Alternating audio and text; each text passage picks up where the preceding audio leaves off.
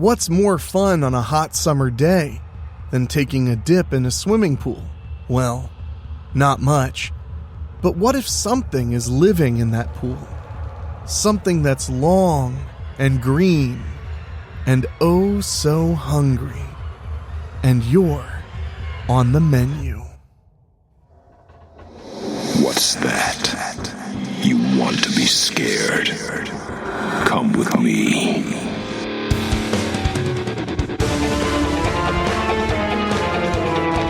You will experience tales of horror, ghosts, and death. It is not recommended for the weak at heart. Listen in the dark. It's more fun that way. This is Weekly Spooky.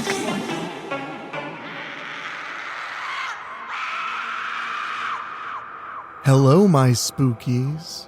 It's Wednesday, and you know what that means. It's time for a little spooky in your weekly. I'm your host and narrator, Enrique Couto, and we have quite a fun one for you tonight. This one's got monsters, it's got murder, and a first love.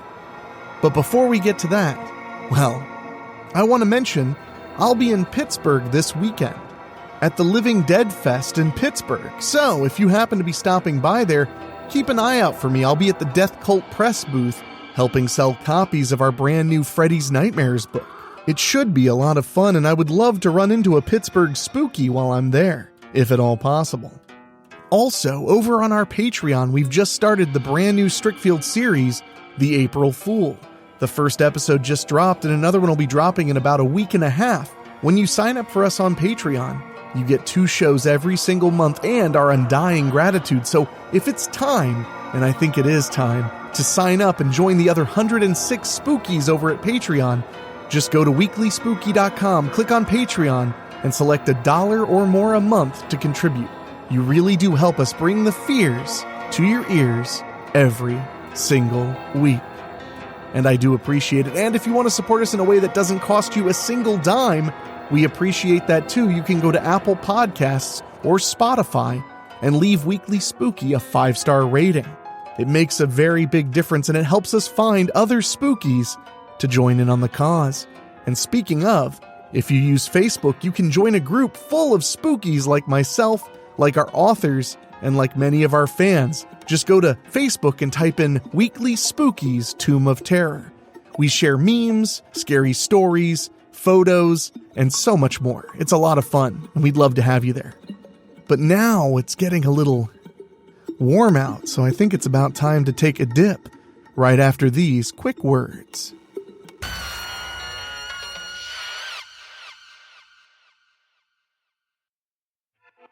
Cesspool, a love story by David O'Hanlon. Hey, shit for brains, Bobby Barrister called for my attention. Bring me another brewski. I watched Bobby lounging in the pool and wondered what would happen if I tossed the bug zapper into the water. Bobby was 2 years younger than me. His pudgy body might have been 15, but his voice was still stuck at 10. I should have been kicking his ass and taking his lunch money, but unfortunately, I wasn't that kind of kid, and his family was filthy rich. Welcome to Barrister Bend, California. Yeah, they're that kind of rich.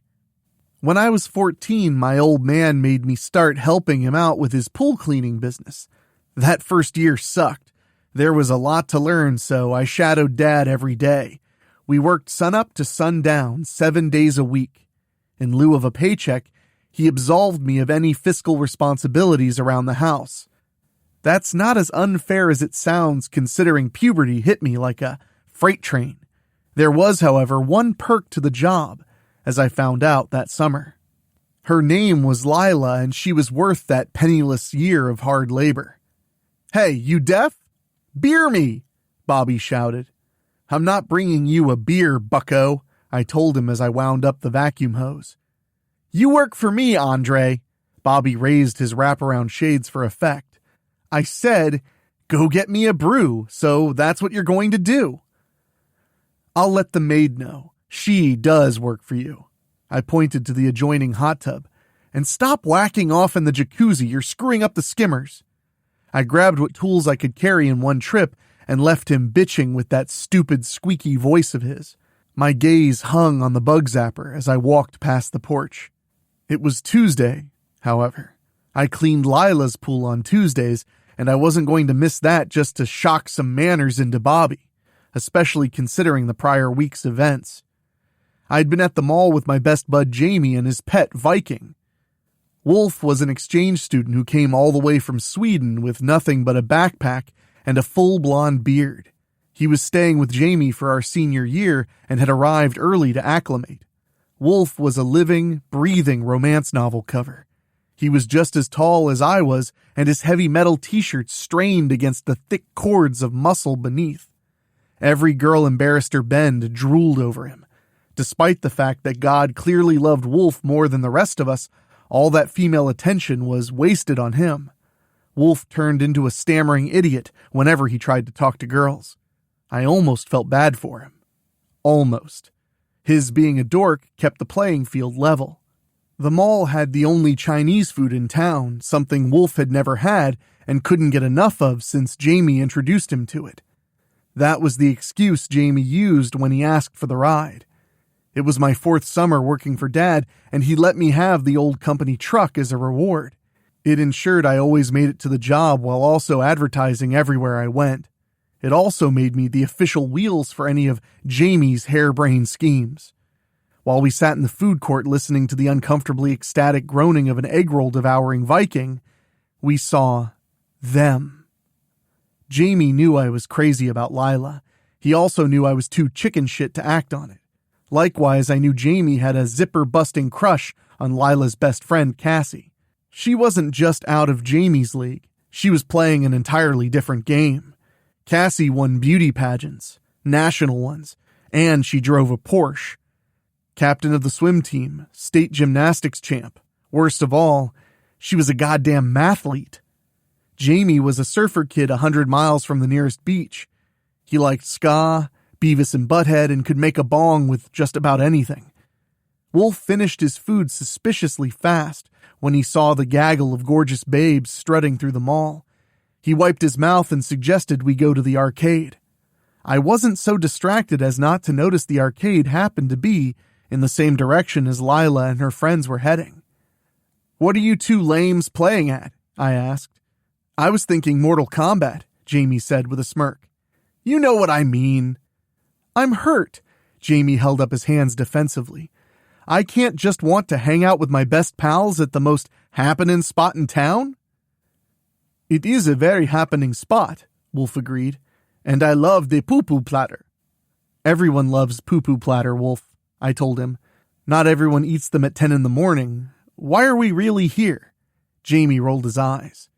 "To see the girls in their bikinis," Wolf admitted. That had me intrigued.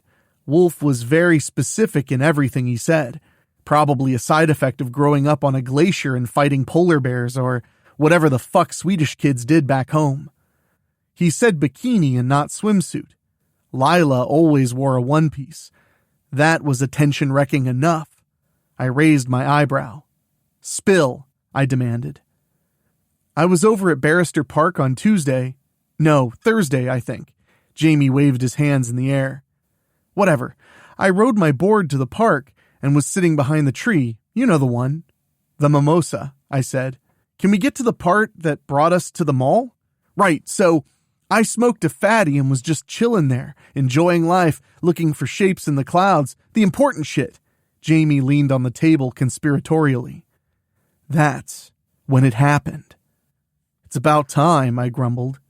"Cassie was there with the Bimbettes," Jamie said, using his pet name for the McClanahan twins. "Cassie is doing a photo shoot for one of the teen rags, some kind of American dream bullshit. They want pictures of her with her friends, so she told the twins she was taking the whole clique shopping on Daddy's Discover card." "What's that got to do with bikinis?" Jamie smirked. "I knew that would get your attention peaked, along with other things." "He means your erection," Wolf stated bluntly and loudly. I quickly hid my face in my arms and groaned. "She mentioned where all they'd go," Jamie continued. The wet spot was on that list. I raised my head slowly. Vicky's Beach Boutique only sold the skimpiest bikinis, so skimpy that a local church petitioned the mall to close the store on grounds of indecency. They said the advertising was pornographic, and they weren't far off with that claim. The life-size cardboard stand-up meant to entice passerby was the most stolen item in the town's history. In 4 of the 8 windows hung a giant banner showing different models in their latest fashions. Every boy in the Bend found an excuse to walk by and look. Those ads earned it the nickname The Wet Spot on account of, well, you probably get it. I looked at Wolf, who nodded knowingly. They mentioned shopping for Lila specifically, Jamie shrugged. But if you don't want to hang out at the mall, we can... Shut up! I stood. Let's go see what you've got up your sleeve. Something brilliant, Jamie promised. The girls were browsing the racks by the time we caught up. The bimbettes stood next to a mannequin debating the option on display, which was essentially dental floss and seashells. Bridget and Gidget were identical in every way except the bottles they got their hair color out of. Unfortunately, they flipped a coin to see who got to be the blonde every few months, and I had no idea whose turn it was. Stacy, the 5th point of their pin-up pentagram, displayed a frilly 2-piece for Lila. I could see the embarrassment on her tan cheeks as she imagined herself wearing it. She wasn't as curvy as the twins or Cassie, but I still didn't see any chance of her fitting everything in those 3 tiny triangles of fabric. I damn sure hoped she'd try, though. So what's the plan? I asked. Jamie pulled a small mirror from his pocket and smiled wide. I looked to Wolf for some explanation, but he was busy prancing in a nervous circle and trying to avoid eye contact with the cardboard stand-up. He brushed his long hair back behind his ears and nodded in response to a question no one asked. I think I will wait in the arcade, he finally said. No, you will come with us, Jamie told him, pulling out a second mirror. This is absolute genius. Tiny mirrors? I looked back inside as Lila vigorously shook her head at another barely there bikini. You take the mirror and put it between your shoelaces like I did, Jamie pointed at his Converse. You didn't even notice it was there, right? I hadn't. We wait for the girls to go into the dressing rooms. Then we act like we need to use one, he continued. Put your foot under the door and you can see everything. We act like we need the dressing rooms? I asked. So that we can try on our matching G-strings? First of all, it's the 90s, bro. Dudes can wear whatever they want, Jamie corrected me. Secondly, they have men's stuff too. Jamie grabbed Wolf's bulging bicep and put a mirror in his hand, then offered me the other. I was about to wave him off when I saw Lila begrudgingly take something from Cassie's hand. I hadn't gotten a good look at it, but knew it would be a knockout. I snatched the mirror and quickly tucked it into place. Let's do this, I said. Jamie had been running into the store for years to feel up all the mannequins. He knew the layout well and went straight to the single table with men's swimwear to grab an item without looking. He headed for the dressing rooms. For a 5'4" ginger with acne, the kid was pure confidence. Wolf and I stepped in together. I went to a counter and grabbed the newest ad flyer and pretended to read it. I nudged Wolf with my elbow. I think we need to go over there, I said. Can I help you gentlemen find whatever you're looking for? A sultry voice asked. It reminded me of the commercials for those 976 numbers that came on late at night. I turned. The saleslady looked like the commercials too. Cleavage, bare midriff, skin-tight aerobic pants. Wolf made a sound that might have been his soul leaving his body. When I finally managed to make eye contact, I realized why. She was the model from the stand-up. I gulped. Just doing some shopping for a birthday, I said. Trying to buy for other people is so hard, but it is the swimming season, so we thought we'd check out your goods. And the swimwear, Wolf whispered. She heard him anyhow. The lady teased her upper lip with the tip of her tongue as she looked him over. His boots squeaked as he squirmed uncomfortably. She crossed her arms, amplifying the amount of flesh lunging for us. Who would you be shopping for? She asked. Mom, Wolf said abruptly.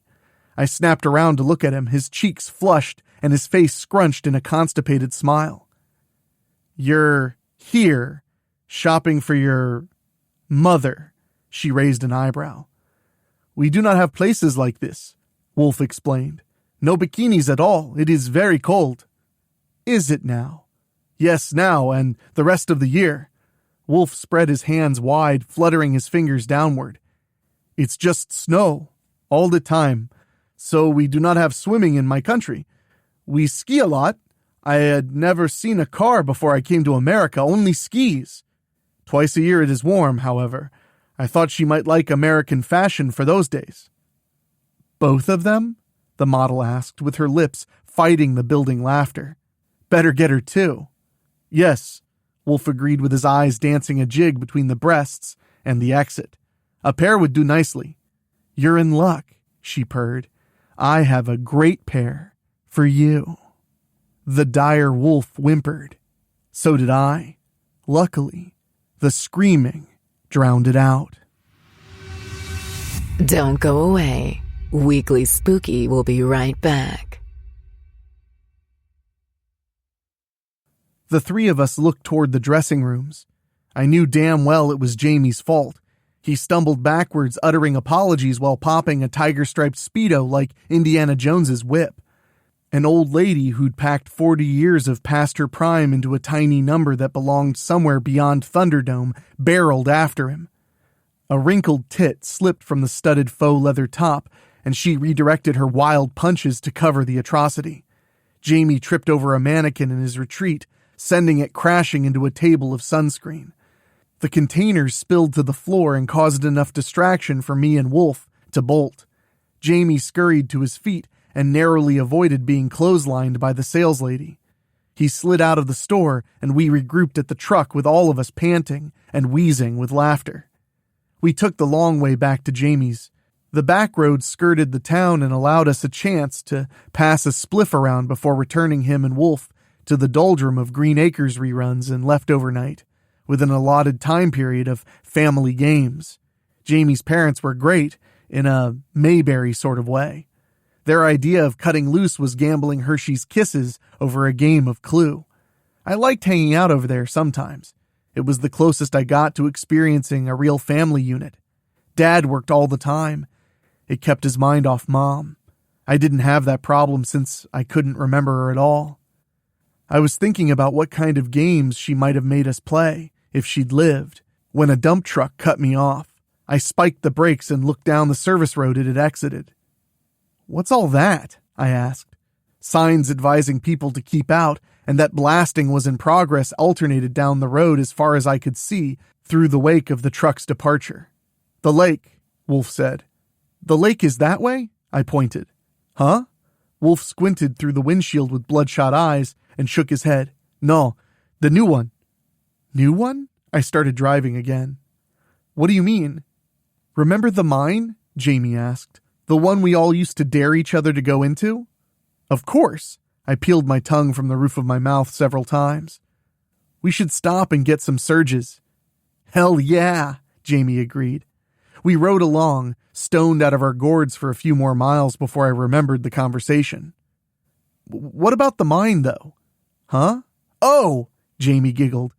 Some science farts from the university found a lake under the mountain. But what about the mine? I asked, not grasping much of anything. The miners broke into it. They drowned, Jamie nodded.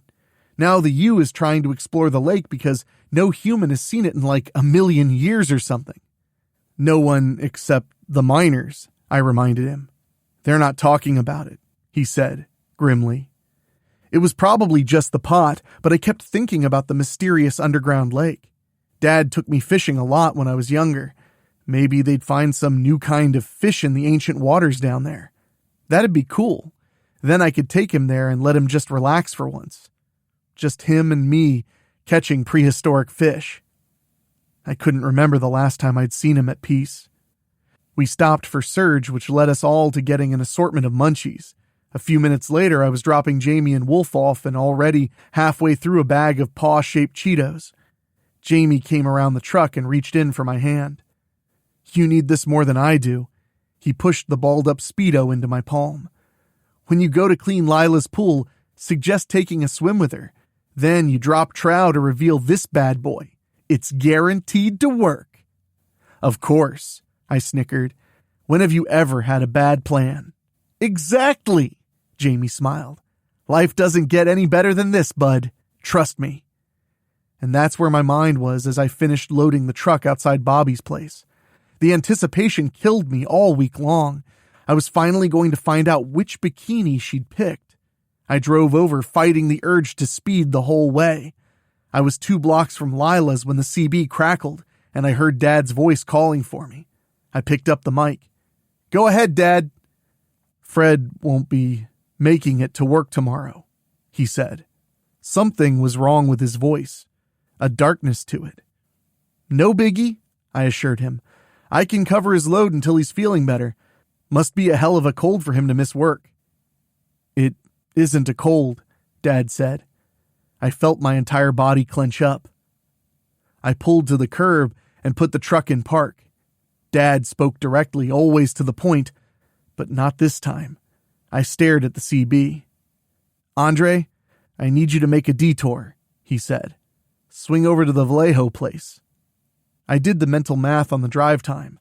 The Vallejos lived between Bobby's private estate and the old mine, all the way back I'd just come from. There was no way I'd be cleaning Lila's pool if I went back. I let my head thump against the steering wheel. Whatever Dad needed, it must have been important. Andre, he said. That tone made me cold. Fred's had an accident. He's dead. I'm on my way, I choked out. It's bad, kid, Dad continued. It's really bad. Really bad had been a huge understatement.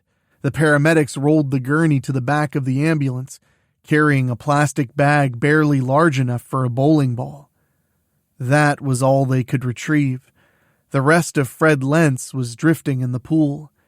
Gathered viscera clogged the skimmers, and the water was a foggy pink swirl of blood and tiny flesh particles. The Vallejos were pissed. They'd paid us to clean their pool, not to have one of our workers dissolve in it. They wanted a full refund and their pool cleaned immediately.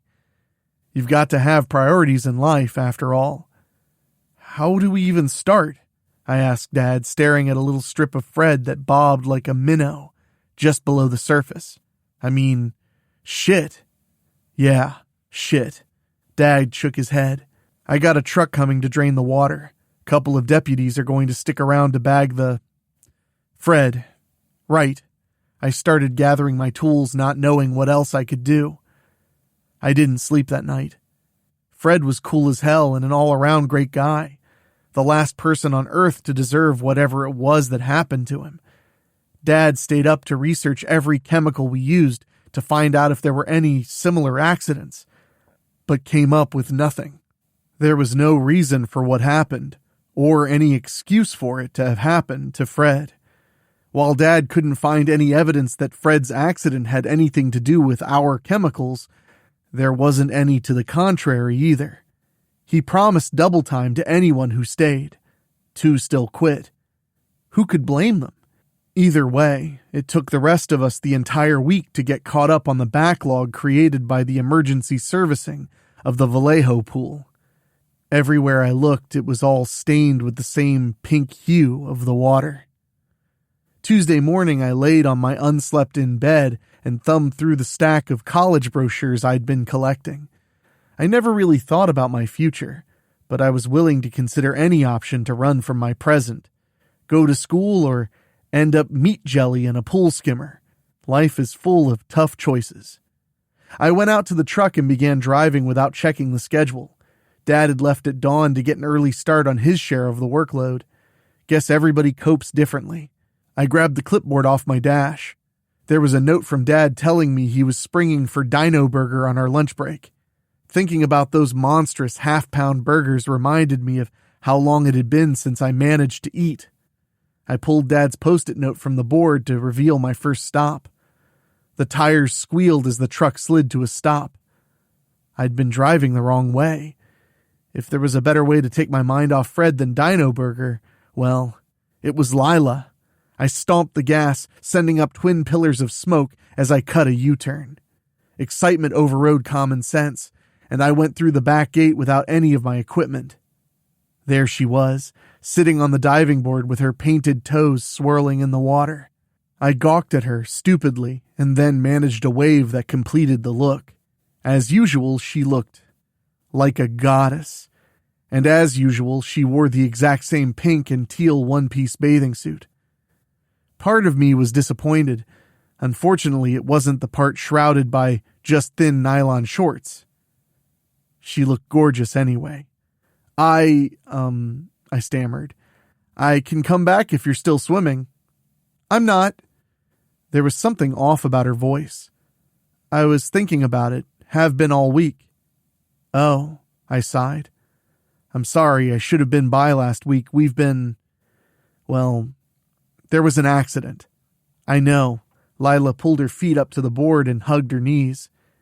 It wasn't any of our chemicals, if that's what you're afraid of, I said, trying to sound genuine and not like a lawyer. I didn't think that. I don't really know what I think. Yeah, I get it. I went to the diving board and leaned on the bars. It's been really hard. Did you know Fred? He used to clean our pool when I was little. She shivered despite the heat. It must have been horrible. Memories of the sludge that used to be Fred dripping from my tools raced back to me. My stomach lurked and I cleared my throat to hide the gag. The sudden squeeze on my triceps made me jump back into the present. Swim with me, Lila said softly. It was so sad, almost pleading the way she said it. She knelt on the board looking up at me with those bright amber eyes. I think I nodded, not that it mattered. Lila reached around my neck with her other hand and pulled her face close to mine. Please, she whispered. Then we were in the pool. I don't know if she pulled me or I pushed her, but we went in together and she never let go of me as we sank to the bottom and bobbed back up. I do know that it was her that kissed me first. I'm sure of this because I was entirely too chicken shit for it to have been my idea. And that's how I spent the next 2 hours. We swam laps around each other, took breaks to kiss some more, splashed each other, and laughed, and forgot all about everything else. I could hear Dad yelling on the CB before I even made it to the truck, so I sprinted the rest of the way and pulled the mic out of the window to answer. Go ahead, Dad, I said. I've been trying to raise you for 30 minutes, Andre! Are you afraid? Good. Weekly Spooky will be right back. Dad sighed and took a deep breath before speaking again. Sorry, I'm just on edge. There's some kind of damage over here on Turner Drive. The road's all torn up like an earthquake hit it. Weird, was all I could muster. Yeah, and dangerous. It ripped the shit out of 2 tires. I'll come and get you. I'm over on St. John. Oh? Dad's voice seemed lighter, especially compared to recently. Guess that explains the delay. Being extra thorough with a valued customer. I could hear the laugh even though he didn't let it out. Charles is on his way to help me out, he continued. That's going to take us both off the routes for a while. I need you to head over to Travis Barrister's place. Can't I come get you instead? You could have, but you were too busy. This time he did laugh. Charles is pulling up. Get over to the Barrister estate. He's paying double for emergency cleaning. Something's been causing his jacuzzi to act up. I wonder what that could be, I said to myself. I groaned and pressed the mic. 10-4, Dad. I'm on my way.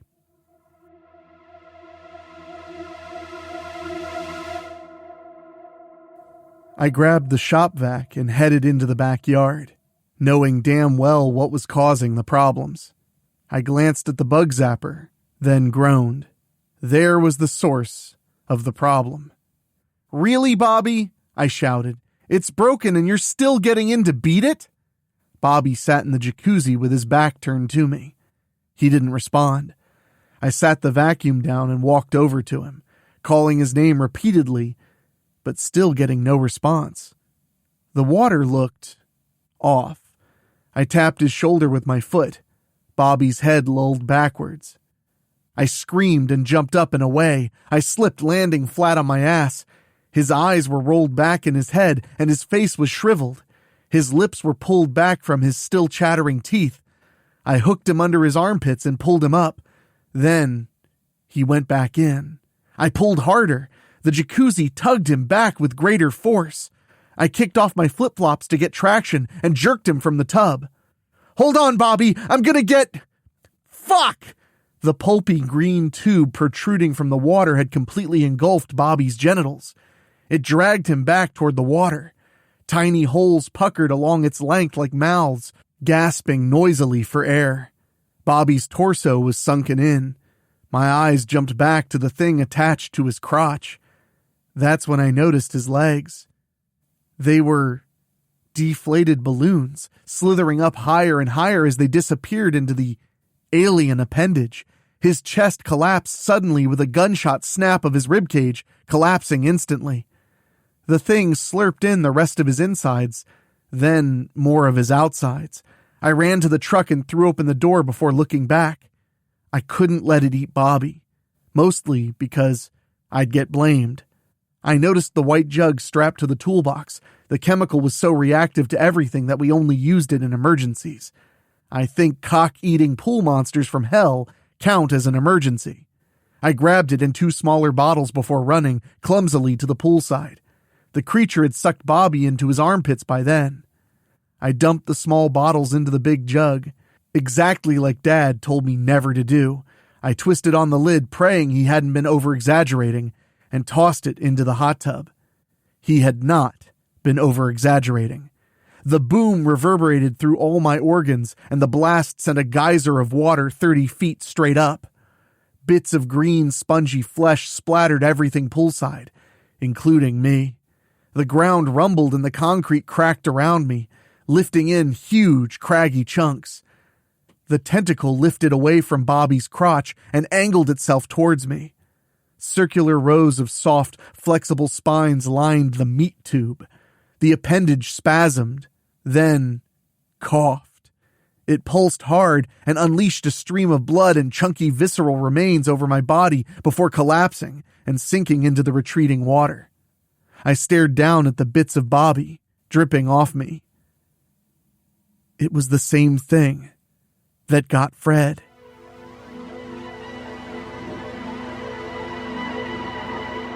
"A monster in swimming pools?" Wolf said incredulously. "This sort of thing does not happen in Sweden." "It's not supposed to happen here." I rocked on the beanbag chair. "But you got to make out with Lila," Jamie added. "That's rad." "But there is a monster," Wolf said. "That is not rad." "I don't have a pool." Jamie flopped back on the futon, cradling his bong. "I clean pools." I pulled my arm over my face. "Dude, you survived a monster attack," Jamie said. "You can quit working and just sell the movie rights. James Cameron is going to be all over this. Plus, Lila's got the hots for you and Bobby got eaten. I mean, shit, this is the best thing that's ever happened in your entire life." In a fucked up way, Jamie was right. The police didn't buy into the monster, but they had cleared me of all wrongdoing in Bobby's death. Officially, they were blaming it on an anaconda. It sort of matched my description and wasn't uncommon for people to dump snakes into the wild when they got too big. It seemed logical enough, at least compared to my version. "Who says it's only in the pools?" I asked. "It tore up the street down on Turner. No one has a pool on that street. It's all townhouses." "The mayor said that was a tremor. This is California after all," Jamie offered. "Maybe," I conceded. Jamie pointed to the table next to Wolf. The Viking handed him the Bic sitting on it. The Swede leaned back, scratching at his beard. "What's on your mind?" I asked. "A lot of things," Wolf said. "Should only be one thing," Jamie wheezed as he held in a hit. "And it starts with a P." "Now's not the time for poo-poo platter," Wolf said. Jamie exhaled smoke into Wolf's confused face. "Party," Jamie corrected him. "Bobby was Cassie's cousin. She's having a party in his memory and she invited Andre for fighting off the anaconda." "It wasn't a snake." I sat up straight. "Cassie has an Olympic-sized pool. It's the perfect place for this monster to strike." I cannot swim, so I don't mind missing the party, Wolf said. We're going, Jamie told him. So is Lila. Snake, monster, killer rubber ducky, who gives a shit? If it shows up, don't you want to be there to protect her? When's the party? Jamie looked at his naked wrist. Right about now. The bare-naked ladies were blaring over a set of speakers beyond the privacy fence as we opened the gate. Every asshole teen in town was bobbing and splashing in the pool like Fruit Loops in an oversized bowl. The music started sounding suspiciously like a dinner bell. The mixtape's next track was Smash Mouth. The ground rumbled. We're all going to die. To fucking Walkin' on the Sun. I looked around the crowd for Lila. My eyes damn near left my head. Her and the whole crew were wearing their new bikinis on the elevated deck around the hot tub as they danced to the music. She spotted me and waved. I returned the gesture. So did someone in the pool. Then I realized he wasn't waving. He was flailing. The boy's body shot out of the water with a familiar green appendage clamped around his crotch. It slammed him to the poolside. People started screaming. Another body was hoisted from the water. More tentacle-like things lashed out of the water, swiping bystanders into the pool. The first body began to shrivel as it was sucked dry. Stacy leaned over the edge of the deck to see what was going on. The creature grabbed her by the face and jerked her from the platform. Her head came off from the force and her body ragdolled into the pool. I ran for Lila, hurdling a dying classmate, slipped on the edge of the pool and toppled into the water. Through the bloody, dirty water, I saw the cracks widening as the creature broke through. I popped up to the surface in time to see two of the appendages smash the supports of the deck. The bimbettes fell. One hit the water. The other didn't. Her skull popped open on the concrete. The school's star receiver sprinted away. A tentacle latched onto his back and lifted him high in the air. A second slithered up the leg of his trunks, splitting the fabric with its girth, and latched on. Holy Martian cocksuckers, Jamie said, reaching down for me. You were right, that is not a snake. No shit. I took his hand and pulled myself up. Water rushed around my feet hard enough to make me stumble.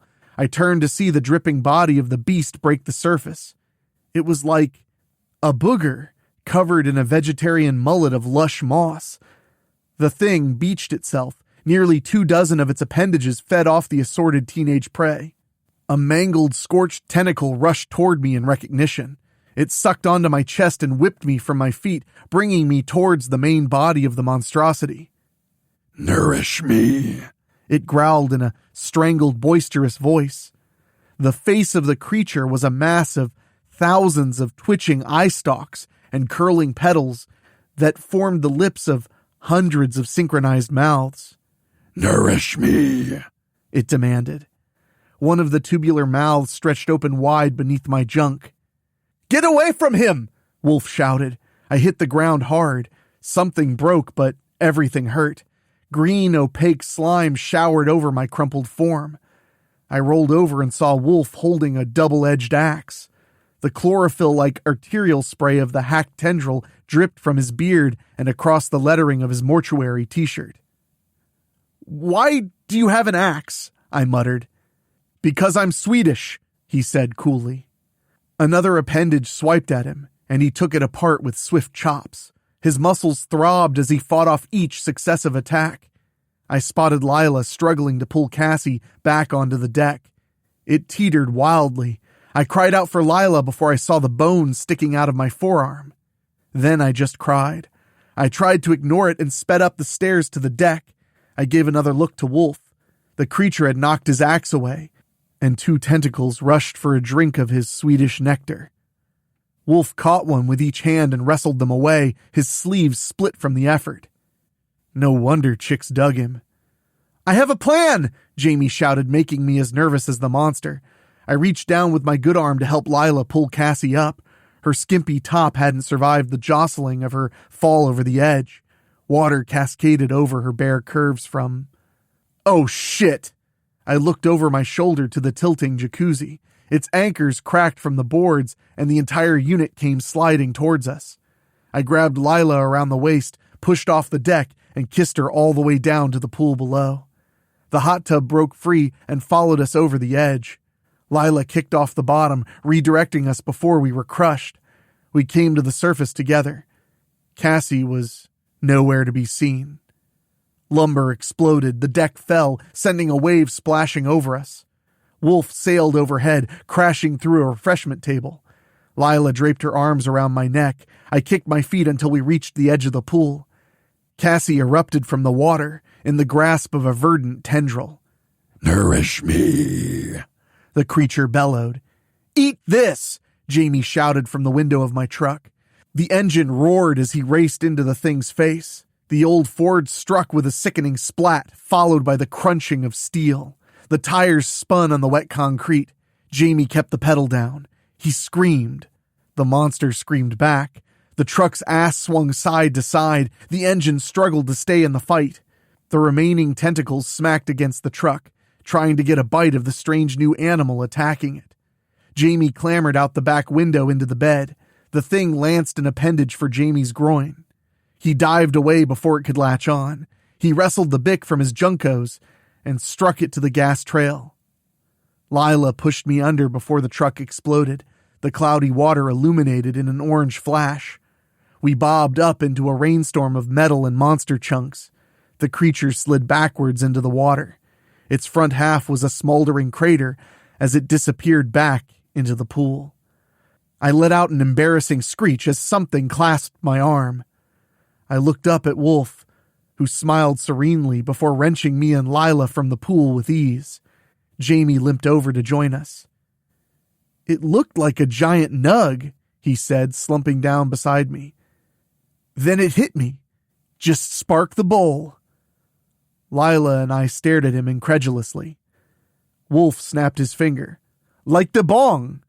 We all collapsed back and laughed and cried and just felt good to be alive. Too bad the creature wasn't the only thing to come out of that lake. The end.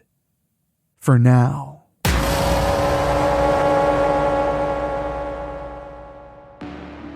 I hope you enjoyed that extra special summer episode of Weekly Spooky as much as I did.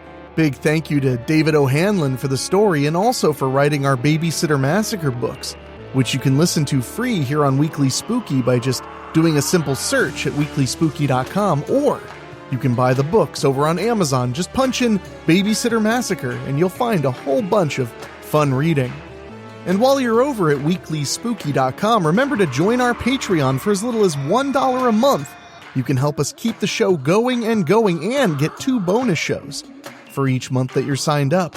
Right now, we have a brand new exclusive Strickfield story running its course, and it is very fun and very scary. So head over to WeeklySpooky.com and click on Patreon. Sign up today. Help us keep the spooky going and going and going. It really does make a humongous difference to the show, and I am so thankful for the 106 spookies who've already signed up. And I want to say an extra special thank you to our Patreon podcast boosters, folks who pay just a little bit more to hear their names at the end of the show.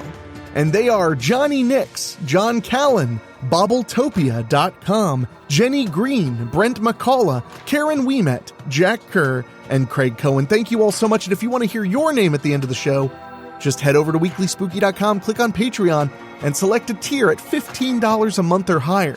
You'll be making a big difference, so we want to make sure you get credited properly. But anyway, my friends, it's time for me to get myself ready and get packed up to head to Pittsburgh. So remember, if you're going to be at Living Dead Weekend in Pittsburgh, well, I'm already there. So come and say hi. I'd really appreciate it. I'd love to meet some spookies out in Pittsburgh. But now it's time for me to go. So for myself, for my executive producers, Mark Shields and Rob Fields, my composer, Ray Madison, of course, my producer, Dan Wilder, I'll talk at you next time. Thank you for listening. Make sure to find your way back next week. But for now, you are safe. Trust me.